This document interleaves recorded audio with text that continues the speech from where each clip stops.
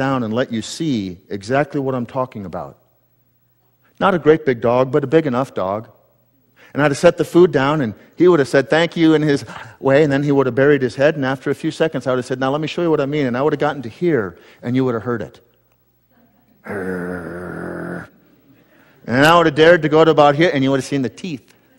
And I had taken my foot, and he would have tried to cover it.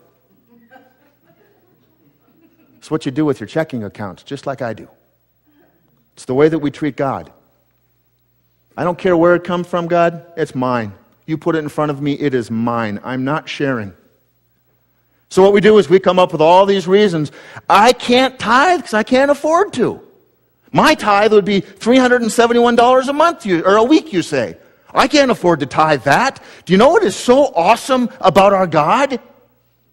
Just like with Gunnar, sometimes I don't give him food because it ticks me off. God will adjust your income and bring your tithe down to what you think you can afford.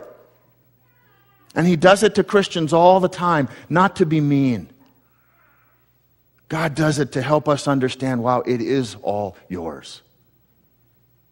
If your tithe is too much for you, you are blessed to be making a lot of money. Think about that. If your tithe is more than you think you can afford, how would you like your salary cut in half, your tithe cut in half? Would you like to be making that? None of us would. God blesses you ridiculously. And all he wants in return is to be first.